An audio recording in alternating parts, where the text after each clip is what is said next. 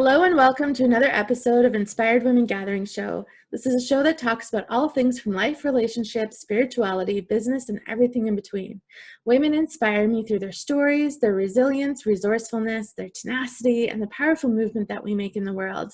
I love connecting and having deep conversations, sharing with you the women I'm so blessed to know and who inspire me, especially when we get together through this deep unknowing in our world today. My name is Dixie Bennett, and I'm your host, and I'm a soulful woman and wealth coach and healer, helping you live an abundant life and create sustainable business with heart. And I created this platform to highlight amazing women who I come across and connect with. I hope you enjoy them as much as I do. So I'm so excited to introduce you to a beautiful guest today, Shari Derksen, and our topic today is releasing fear stories. Shari is a registered psychologist practicing in Calgary, Alberta. Her focus is healthy relationships and sexual expression, offering in-office therapy for adult individuals.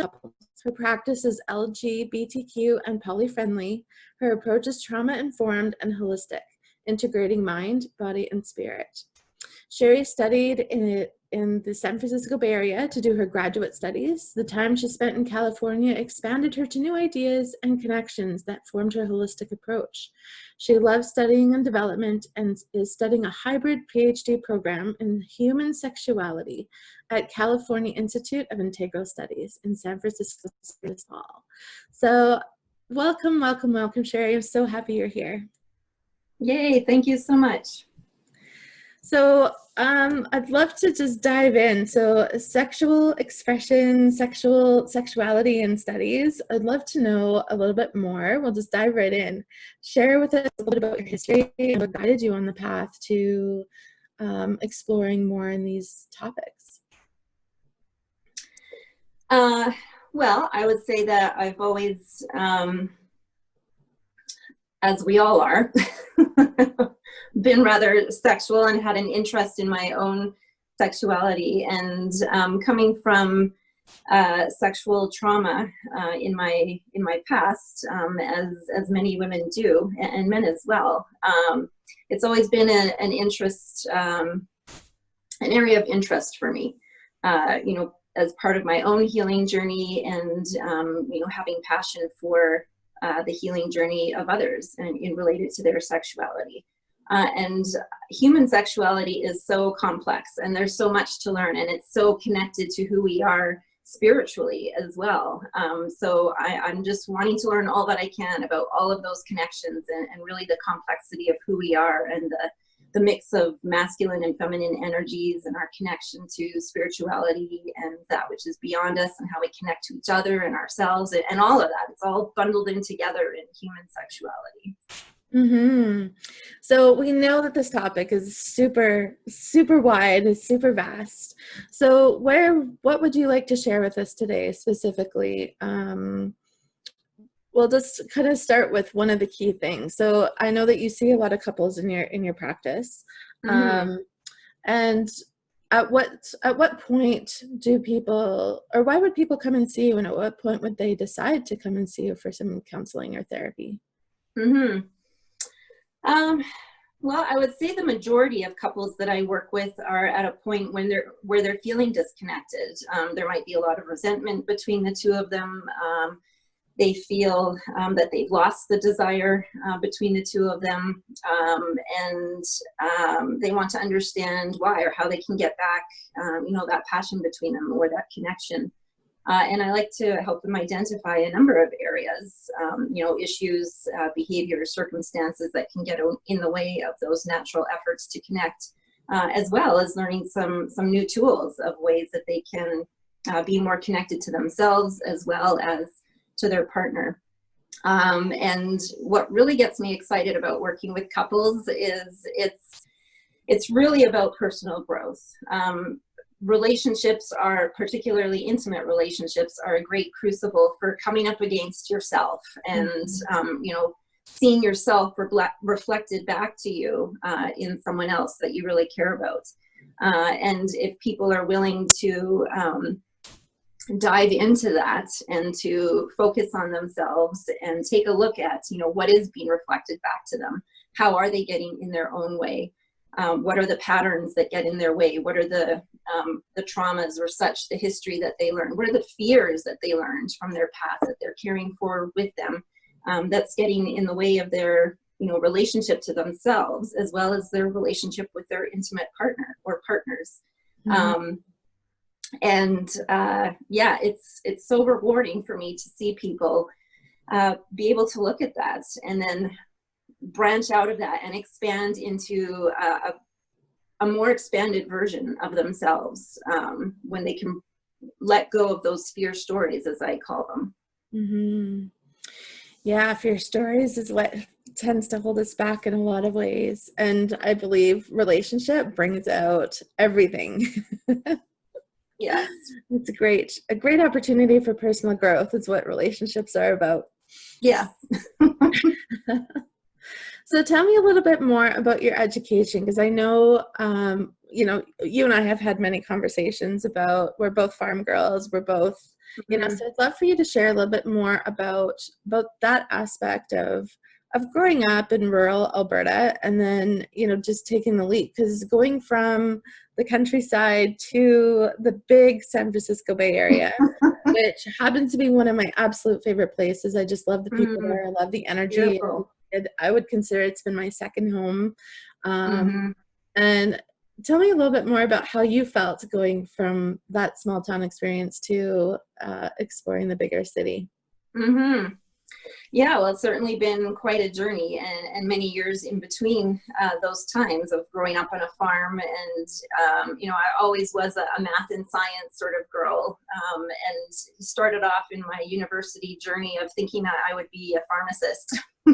So taking a lot of math and science type courses and realizing that calculus I'm not so good at, and chemistry I'm not as good at as I thought I was in high school, and just wasn't enjoying it and not excited about it. So had a little bit of an identity crisis of, well, what am I going to do now? Mm-hmm. And at the time, I can't remember how I got introduced to it, but I became aware of the Myers-Briggs personality inventory. Did the assessment and came up that I'm an INFJ, which felt really accurate for me as I read the description of that. And then as I looked at the career choices or what is fitting in alignment for an INFJ, and psychologist and writer or author, that sort of thing was right up there. And as I read that, I got excited. I'm like, yes, that sounds like exciting for me, something that I would want to pursue. So that's really what got me on the track of studying psychology. Also, I've always had an interest in human behavior, and wanting to understand people's motivations and what drives them, that sort of thing. So it just seemed really fitting. So that's what switched me to a psychology major. So I finished my bachelor's, Bachelor of Science, and got that science piece in there with a major in psychology. And then had plans actually to get into a master's program in speech language pathology right away. And that was some volunteer experience that got me interested in that area. But had surprise pregnancy come my way. So I had to put that plan on hold, and was a mother for, and focused on family and raised two beautiful girls. So had that experience of motherhood, parenthood, and raising a family. And it wasn't until our family moved to the San Francisco Bay Area, actually for my husband at the time, who was also planning to study there. And I discovered this gem of a program there. I had no intentions of going back to school while I was there, but discovered this gem of a program right in my backyard and had this calling, feeling like, oh, this is my time. I'm going to go back to school and get that master's in counseling psychology this time, because I always had that idea in mind that someday I would get into counseling, and particularly working with couples, and that I would get into writing related to that in some way. So I felt like, hey, this is my time. So I enrolled in that master's in counseling psychology program. It focused on holistic studies, which I loved because it integrates body, mind, and spirit. And what I loved about the program is it was very experiential. they're really focused on you understanding yourself as a therapist, so that you can, understand more of what's yours and what is your client's, and really be present in the room with a client. And with the whole holistic approach, being able to see them as a whole, body, mind, and spirit, which really appeals to me. And in that, and I guess over the last few years, have developed even more of an interest in human sexuality, and particularly consensual non-monogamy and that whole area. And that's kind of a blossoming research area, really. So that's a research interest of mine. I've also developed some other research interest areas, and so wanting to explore that even more, and have mentorship and leadership and connections network that I can get through a PhD program. That's what's really inspired me to start this PhD in human sexuality back in the Bay Area that I love, and super excited to be starting that in the fall. What an exciting endeavor. So here you are. So how many years have you been, what's the cycle between your first experience there to going? Started that bachelor's in 1995. Oh, wow. And here we are. Yeah. Right. So 5-year journey, really. That's amazing. And you're going back for more. So tell me a little bit more, because you come from a pretty, just from my experience with you. So I know that you come from a fairly religious background. Mm-hmm. And so the direction of going into alternative approaches through, connecting sexual expression. I want you to talk more about, just that journey and why it's such an important topic, because I'm seeing it more and more as an everyday conversation. I'd never heard of it until actually probably I met you, and then I started attracting clients and different, again, what comes into our focus, we tend to focus on a little bit more. So we start hearing more and more information about it. But I would say I'm still green in this area, but I'd love to hear more about what is the fascination with this? Has it always been around? Is it just more accepted now? I would say it has been around for a long time. Particularly there's cultures throughout the world where it's been prevalent for many years, for generations. But it is gaining more popularity now in the Western world. A number of different lifestyles of what that can look like. So there can be, more of a swinger lifestyle. There can also be polyamory, which is more about just openness to loving, romantic, possible sexual relationships outside of a primary partnership, or not including a primary partnership. And then there's also what could be just called an open relationship, where maybe both partners agree to have a sexual relationship outside of their partnership. Really it's a very different, certainly different, alternative lifestyle from the framework that I come from, more conservative Christian background. And that's been quite a journey expanding out of that, and the framework that I come from. That really started, I would say, in my mid-30s, and starting to question a lot of the teachings that I grew up with, and recognizing a lot of the fear-based teachings in that, and how limiting they are, and how I wasn't in alignment with a lot of it. So there's a number of Christian values that I do still hang on to, and ones that I treasure and that are important to me, but certainly a lot of teachings that I have also let go of, and realized that there's a lot of beauty and truth in the world that would not be in alignment with a lot of Christian teachings, and in my own experience have seen that love and beauty in so many other places. So I'm open to exploring and finding what feels in alignment with me, that feels expanding and loving, and releasing that fear, part of that releasing the fear stories. So part of the fear, so what would you say that most people come up against as they're examining their sexual expression? The biggest thing, shame. Mm. So much shame. We have so many sex negative messages in our culture, particularly the Western world, I would say.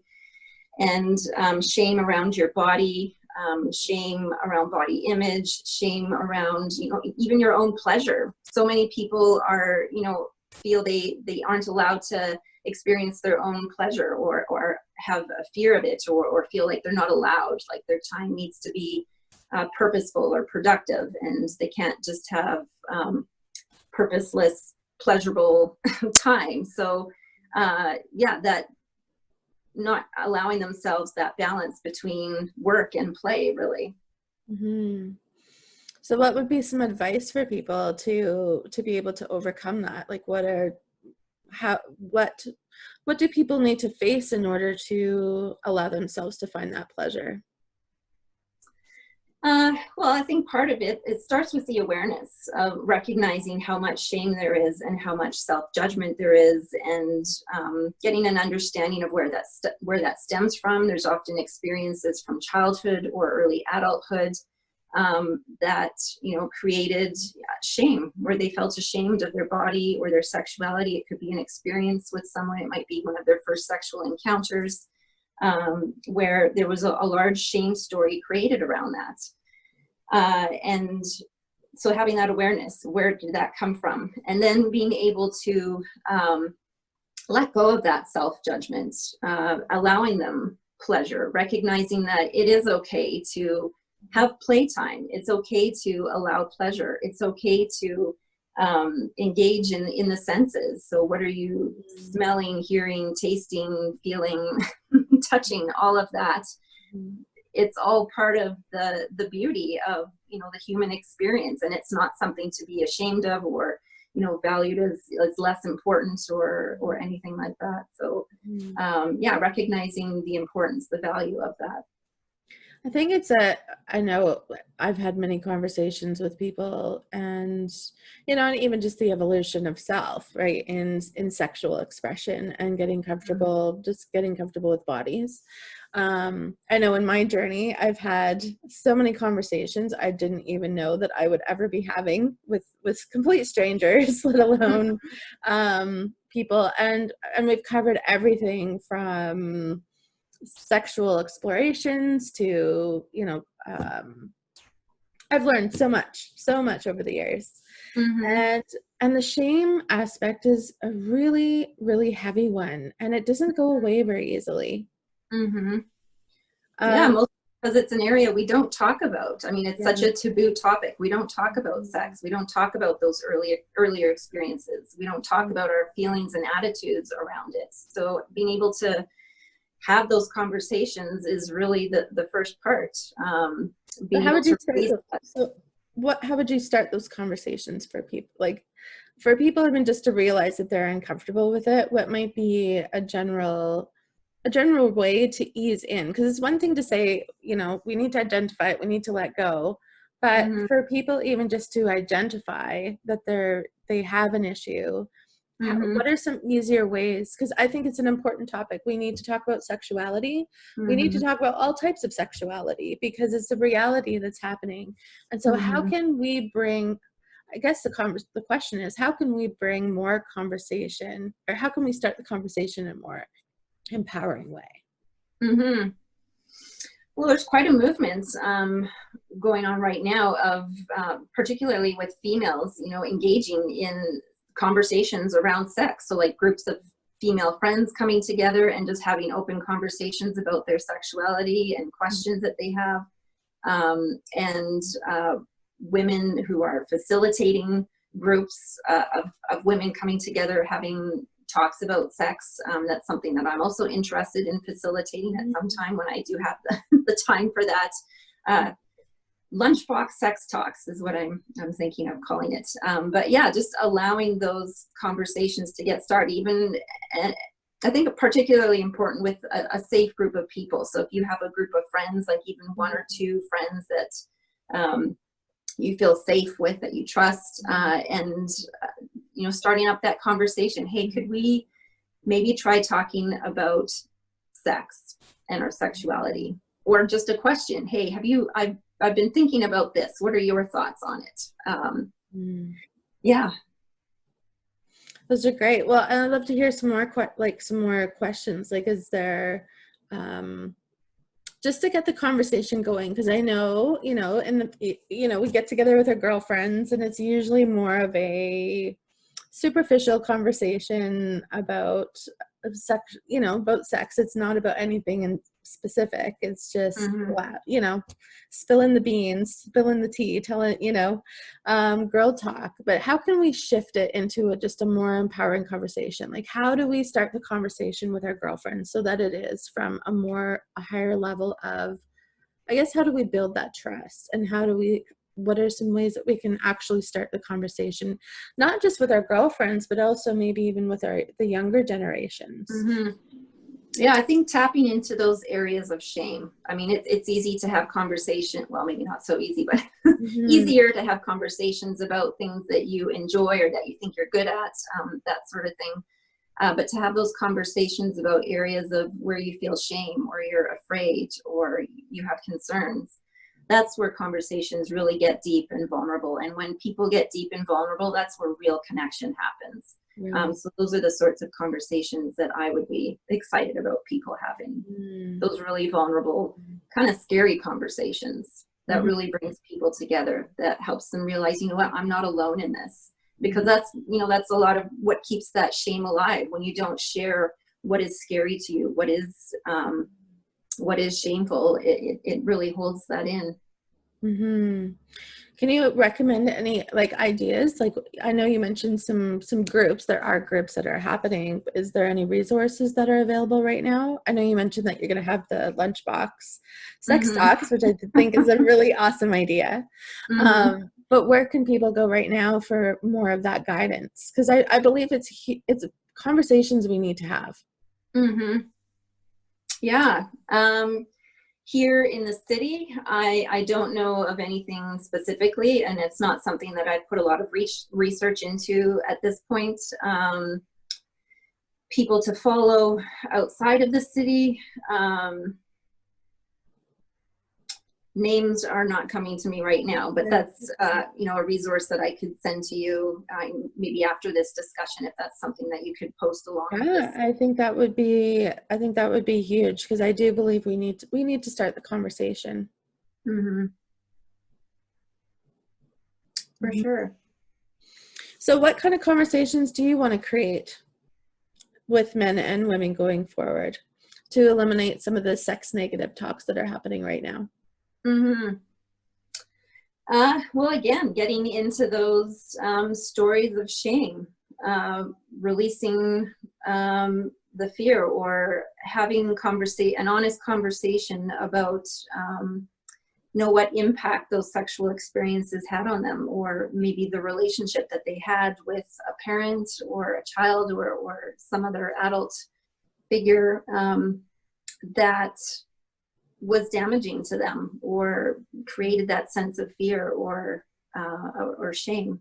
So do you believe that a lot of where we are as adults in our sexual exploration has to do with what happened as a child?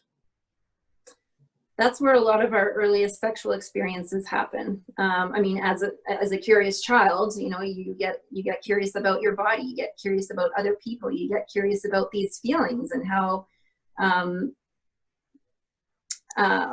the parts of the body work, that sort of thing. And often there is exploration between children, or, as someone is, maybe exploring their body, or they have questions about their body, and there might be a parent who shames that or shuts that down or has them feel, like it's shameful in some way, or we don't talk about that. And that's really where it starts, that shame of, oh, this feeling that I'm having in my body, what's happening in my body is not okay. It's not something to talk about.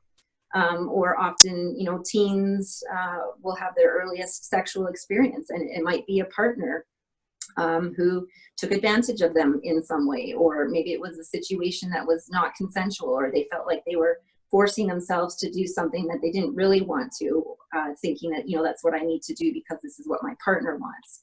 And that again creates a story of, what I want is not important, or what I need is not important. And this is particularly for women. I find most often that women will give in to their male partner, thinking that they need to meet the needs of their male partner, and value that more than, their own pleasure and what it is they're wanting sexually. Mm-hmm. Yeah, I think that's it. That definitely boundaries, boundaries and overgiving. I think that's a big part of, and wanting to please. It's about always coming back to wanting to please others and sacrificing the self. And I know that's quite a common theme that shows up in a lot of areas. So, tell me a little bit more about. We've talked about, well, in our past conversations, we've talked about narcissism and how narcissism shows up in relationships as adults. It's a buzzword. I'm calling it a buzzword because I think a lot of people don't fully understand what narcissism is, and there's a lot of finger pointing I'm hearing.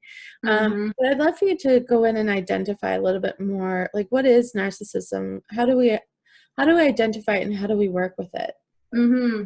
Yeah, there is a lot of confusion, mislabeling around that term.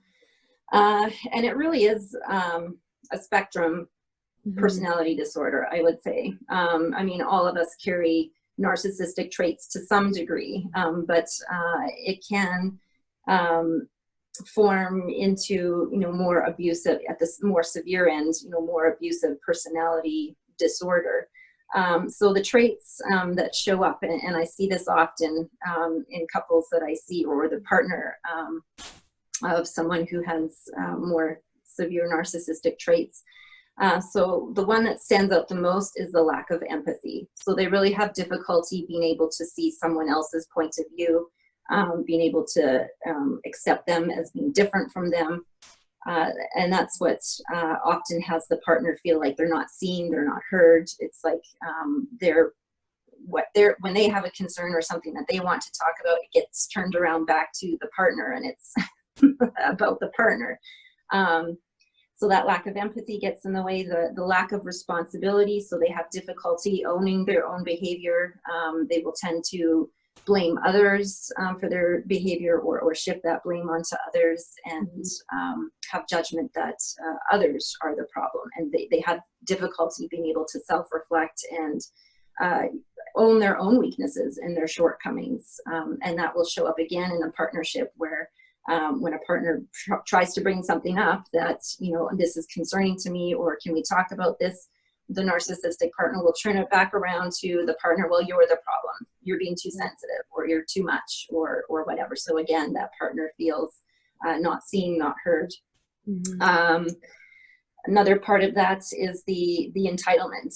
So quite a sense of entitlement. The narcissist feeds on attention and loves that attention, and needs to be the center of attention a lot of the time. So again, a partner of that is going to feel like they're not seen, not heard, and it's all about their partner. That'll show up in a number of areas of their life where they need to be the center of attention, or it's about them. Grandiosity can show up where there can be a lot of talk about big things happening, or they do great things, but there aren't the actions and the behavior that go along with that. So there's kind of an incongruency there. There's often an incongruency in the words and actions. So they'll say a lot of things, or seem like they're going to change or do something, but the action doesn't follow that. So yeah, generally really frustrating for a partner in that. And what makes it so frustrating in working with those sorts of people in a therapy session is that lack of responsibility. And they're not able to, or unwilling to self-reflect, which is really what's needed if you're going to move forward in couples therapy, is being able to accept responsibility for your own behavior and your own personal growth. And I see it again and again. They're not able to do that. And they turn it around to, well, it's my partner. They need to change. They're the one with the problem. Right. And so as long as that happens, well, yeah, nothing is going to change in the relationship. And often the partner realizes that, well, this is not going to change, and I can't live like this anymore, and they move on. So yeah, it's a very common pattern that I see, and certainly very challenging to work with. Yeah, if there was some magical way to help the narcissist, be able to take down those walls, that guardedness, and own responsibility for their own behavior and their shortcomings, weaknesses, that's something I would love to explore, and how to get at their heart, and get them to look at that, find those windows of opportunity where you can touch on to that shame and help them release their fear stories, because that's really what is compounding it. They are, packed full of fear stories, and they cannot allow others to see the real selves. There's so much shame there. Right. Yeah, that's huge. Yeah, shame, it's like a thick wall of nastiness. Yeah. Just grows and grows and grows, especially over the years, and it just becomes a hard protector around the heart center as well. And yeah.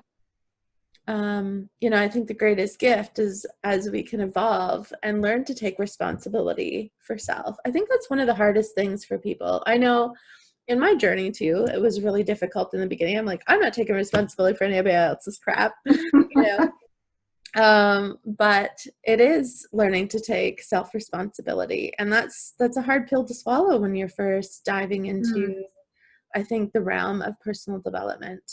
Because then you have to take responsibility for everything that happened to you in your past as well. And so, what might be some advice for people who are exploring options or help? Like how, what would be some advice that you could share to help people to do some self-reflection? So what would be some easy guidelines for self-reflection?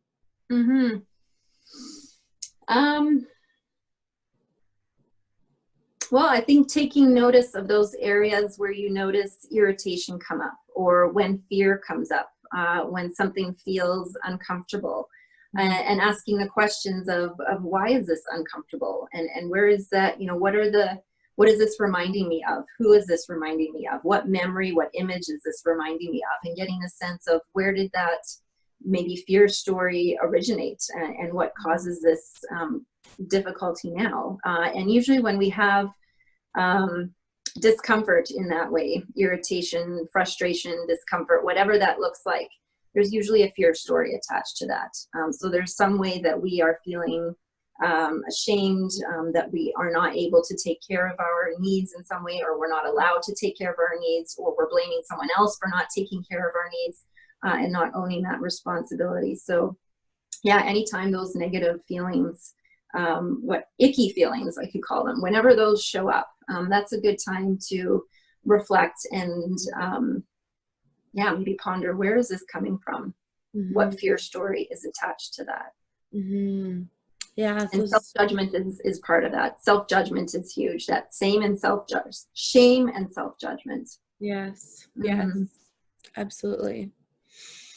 So I'd love to go into, we've talked about narcissism, sexual expression, and then I would love to go into talking about desire. So we've talked a little bit, our conversations have covered so many different aspects, but especially the lack of desire is a huge aspect, and especially in relationships, but also in craving other relationships, like as we shift and grow,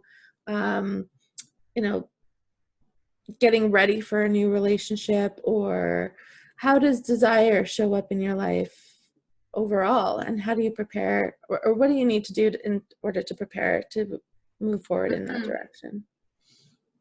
Yeah, it's another very complex area, our desire, and understanding that, and when it shows up and when it disappears, that sort of thing. I find most often in couples that I work with, when it disappears is largely at times when there's a lot of stress, and that can often be at times of like early parenthood, where there's a lot of stressors on the plate, there's a tendency to forget about the self and kind of get lost in the identity of parenthood, or maybe work, or, you know, whatever else those big stressors might be.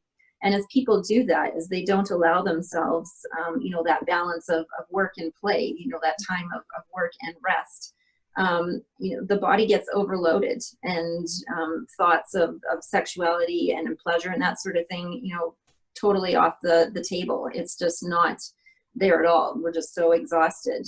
So that's a big desire killer. If there's any sort of imbalance in the relationship, where one partner might be taking on more responsibility than they need to in the relationship, doing more for their partner than what they need to, or, you know, taking on responsibility for their emotions, or something regarding that partner, that can also be a desire killer. So getting into what I call that rescuer role. So, and that'll often show up, I would say most often it's women who enter into that rescuing role, where they tend to overextend themselves, be overly responsible, not only for their partner, but that's going to show up in a lot of areas of their life. So with friends, family, coworkers, where they, you know, put the needs of others ahead of themselves, and do whatever they can. And they're often very resourceful people, and people will take advantage of that. Oh, so-and-so is very dependable and reliable. I'm going to come to them. And if that female or whoever it is, you know, lacking those boundaries and not able to say no, they'll just take it on. And it's very validating, feeling needed in that way, and knowing that you're being very helpful and that people rely on you, you know, certainly validating. But they don't realize how taxing that is on them, and how much resentment that creates, particularly in an intimate partnership. You know, resentment builds because they are taxing their resources. They're giving so much of themselves. Two, they might not see the change or the outcome that they want in, you know, the efforts that they are making to help their partner or whoever it is that they're helping. Three, they might not feel appreciated for what they're doing. So all of those three things together create a lot of resentment. And when you've got a lot of resentment, yeah, sexual desire is totally off the table. Yeah, it's a real desire killer. So if there's that sort of dynamic going on in a relationship where someone is overextending themselves or taking on more of that rescuer role, yeah, that'll certainly kill desire in the relationship. In general, I would say people, and I see this pattern a lot, people in North America do not allow themselves pleasure. They find it really difficult to, you know, allow playful time, to allow purposeless time, to allow silly time. And we really need that as humans. I mean, we're creative beings, and we need that purposeless, playful time to kind of feed that inner creative, playful, fun self. And that's really attached to the human sexuality and desire part. When we allow that playfulness, that pleasure part, that's where a lot of the desire comes. And I think maybe what happens in partnerships where there is a lack of desire, and then if someone else comes into your life who is kind of fun and exciting, and it kind of taps into that sense of play that you're maybe missing out on. Well, yeah, that desire is sparked again. Like, oh, there's that sense of play, that fun, and it's so enticing, it's so exciting. And then you find yourself desiring someone outside of your partnership. And that's where often secretive and deceptive connections happen outside of a main partnership. Mm-hmm. So how can couples start to integrate and bring forward? Because I think playtime, purposeless playtime is super important. But I mean, I know for myself, and like I'm, you know, many people that I've talked to, especially in North America, we are driven by success and results and filling our time, filling our schedule. And, you know, growing up a farm girl as well, like it was just like, there, you know, it was, there's so many projects, and you finished one and it's like, okay, you're done that. Here's the next project. Here's the next, you know, there's never any work that ever ends. And I remember thinking back, you know, I'd have my girlfriends that lived in town, and they'd have stacks of magazines, and they'd flip through the magazine. And I was like, this is such a waste of time. Let's go do something, you know, let's go. I hated also being confined in the house, because I grew up, you know, being outdoors and being outside a lot of the time. and, we just kind of laze around, and it drove me mental. And Mm-hmm. now, as I've grown and evolved over the years, I definitely have a lot more quiet time, downtime, playful time. I Mm-hmm. definitely choose to incorporate more of that into my life. And I notice how it opens up more creativity for me. It Yeah. opens up, I mean, I am an advocate where the more I play, the more money I make, or the Yeah. more I play and be creative and resourceful and Mm-hmm. filled, then, my life starts to kind of it goes on its own course, or things are Mm-hmm. happening regardless of, I'm not doing things. It's just kind of happening as a result of. Yeah. So what's your opinion, or what are some ideas for you to help people kind of take a pause? Because we, especially, this pandemic that we're in, where everybody's in their homes and everybody's connecting with their families. Mm-hmm. um, I would say probably the most common things I've heard from people are, oh my gosh, I have been so overwhelmed and so over busy. But they get into the pattern of just going with the flow of the busyness. So Mm-hmm. what advice, or what are some ideas from your perspective that can help people recognize, like, especially as we emerge out of out of our homes, and kind of move back into the world? What a Mm-hmm. great opportunity, because people have been creative and they've been playful and they've been playing games with Mm-hmm. their kids and their family and reconnecting. So Yes. how can we take that and bring that back into the world? Or how can Mm-hmm. people start to recognize when they're losing that playfulness? And what are some ideas to get back to that? Mm-hmm.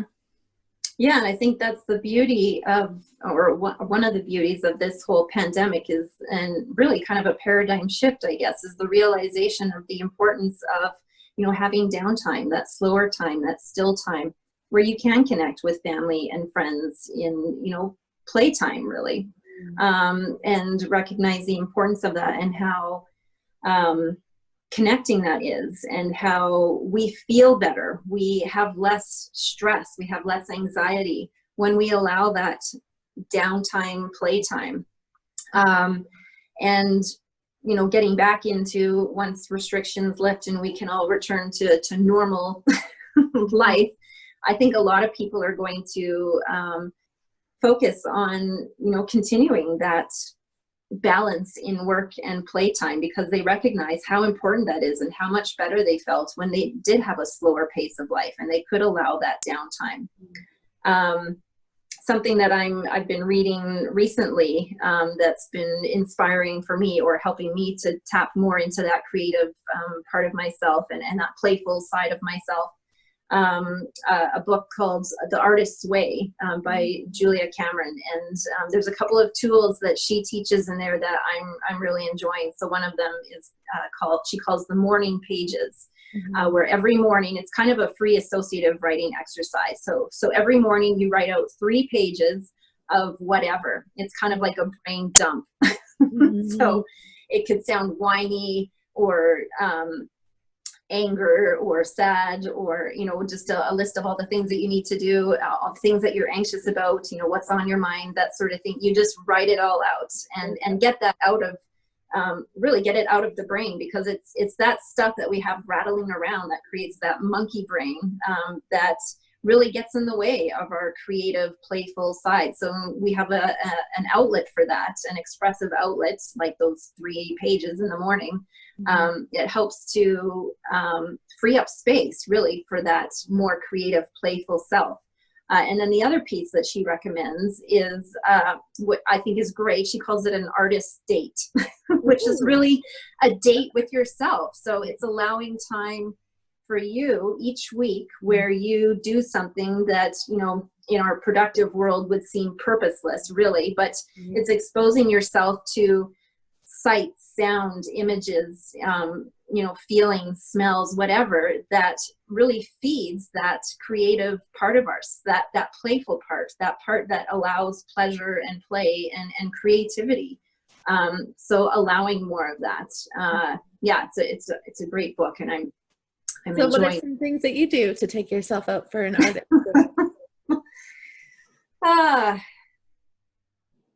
Allowing myself to enjoy pleasurable things. So I love to eat. I like to eat good food. I'm trying to eat more healthy right now, so find myself cheating here and there. But you know, I allow that. It's okay. We need that from time to time to, you know, engage in those taste pleasures. I like smells. I like to allow myself to, you know, take a moment to smell something. So really stop and smell the roses.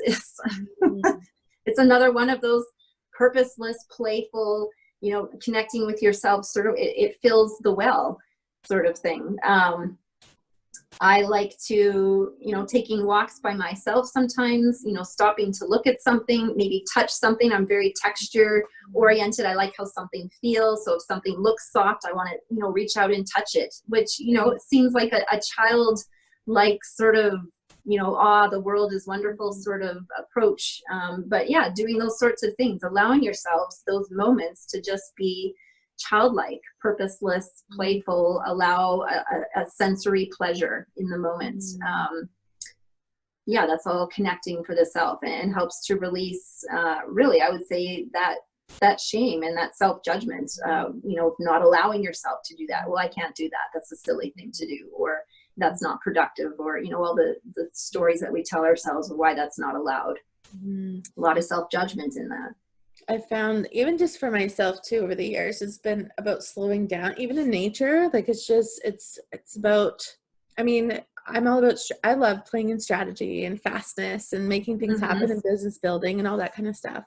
But I also love to sit in circle with women. I love to sit in ceremony. I love to be out in nature. I love to touch things too. I was actually, you know, I was just kind of thinking as you were talking, I'm like, you know, some of the things that I love to do. I love to go into fabric stores and just, you know, I'm not a sewer or anything, but I love fabric. Like, I just love the textures. Colors, textures. You know, even just pillows, you know, I just love, you know, the design and the material and, you know, different, you know, buttons and big buttons and small buttons. Like, I just admire, I love people who are sewers and very creative that way. A couple of things that I make dream catchers. So I've made dream catchers for years, and for me, it's extremely meditative, but I love adding in different texture. Like, I've added in different styles of materials to, you know, ribbons and bows and all kinds of things. I think it's exciting, and I think food is, you know, that's one of the best experience. Food is great. Well, an experience, you know, experience food, and to, you know, I love the ambiance. I love the restaurant. I love when servers even know all the details and they're excited to share with you the experience, like the expression of the food to, I mean, I'm a romantic energy. So I just love, that's one of my favorite things is experiences. So I love the experience, especially regardless of what the experience is. I love experiencing things even through other people or their stories or their eyes, right? And, you know, it's just because they take you on the journey, and when they are self-expressing, you know, their whole body is speaking. Their flexion in their voice, it's contagious. It's totally contagious, and you're just kind of like wrapped up into the story. So yeah, I've gone to museums, I do a lot of self time now, so for myself, because I love taking the time. I love looking at architecture. I love looking at the design. I love the grandness, the vastness. I love the layers, you know, and it's amazing to me how we as humans are so brilliant at creating things, whether it's a musical instrument to arts and crafts to, you know, baking. We're all creators. Oh yeah, absolutely. Yeah. Anyway, I'm like, oh my gosh, where can I go?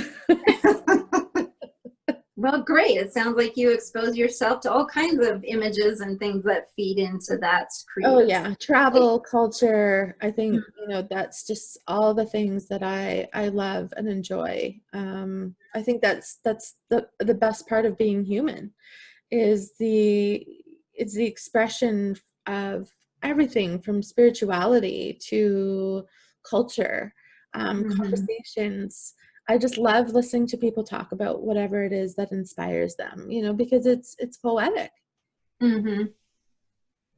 And we Yeah. need more people. And I think that's a big part of it, is slowing down and being able to just take it in, right? And that's my hope for humanity. I hope that, especially North America, it's, you know, we need to release this idea of, like, don't get me wrong, I love being, you know, measuring success and all of those things, but it is a measurement of success is also taking in all of the possibilities, because it makes us better people. Well, it makes us more well-rounded.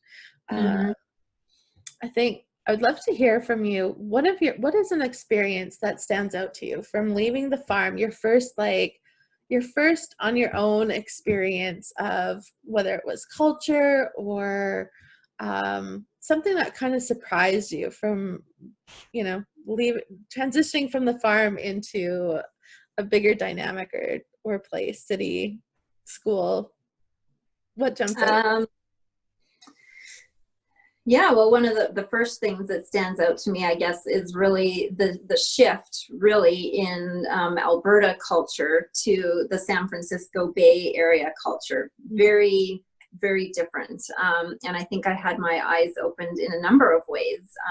I mean, Calgary is quite a diverse city. You know, we have a lot of diversity here, but there's a lot now. It never, yeah. it's still it's very much a cowboy town. Yeah.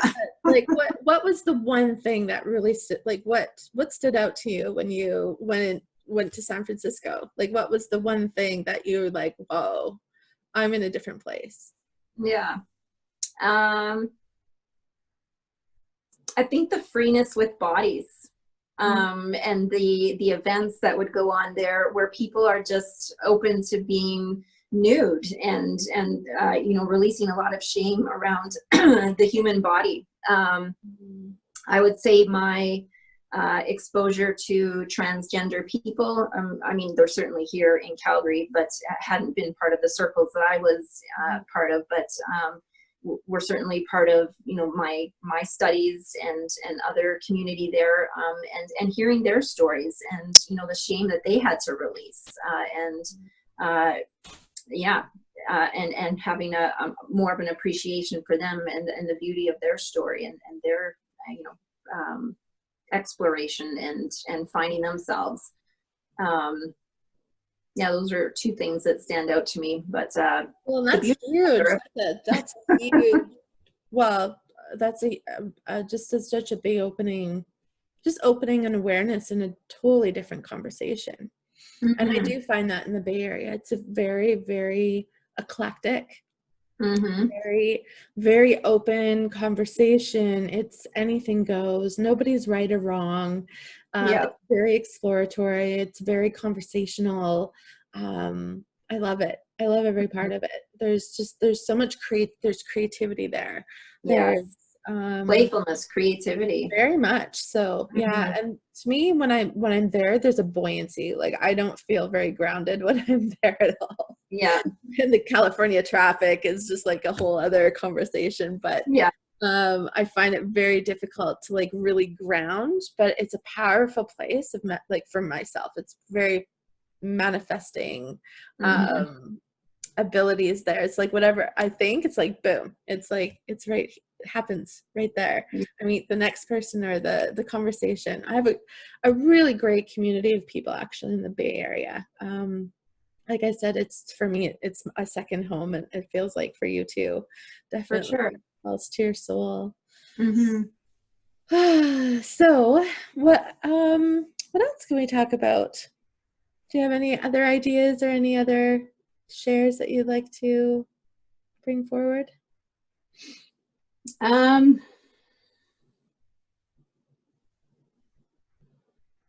not any other topics. I feel like we've covered a lot and it's all kind of interconnected. One more thing I was going to say with regards to allowing play and purposeless time, something that I would encourage couples and people in general to do, because we have a tendency in our culture to wait for that until I have vacation. Oh, I have my 1 or 2 week vacation.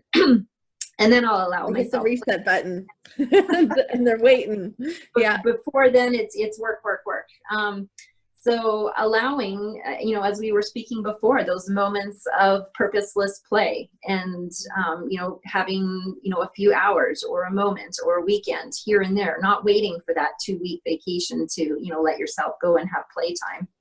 Playtime can be all throughout the year incorporated. Yeah, you really need to have that balance of work and playtime, productive and playtime.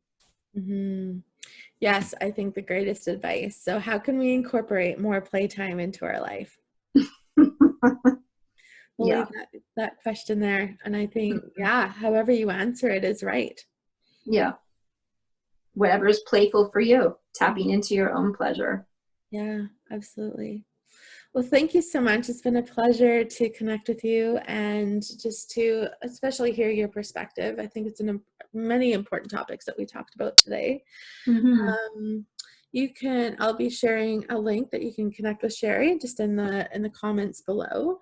And, again, fascinating topics. I'd love to hear how, any has or any takeaways that any of you have taken from our conversation today. Please share it out, post in the comments what inspired you, and, as we continue to grow and evolve, please connect into our community.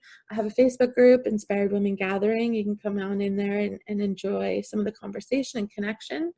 And my hope is that we continue to bring light and love to the rest of the world. So until next time, abundant love. Bye for now. Yay. Thank you, Dixie. It's wonderful. Bye. Bye-bye.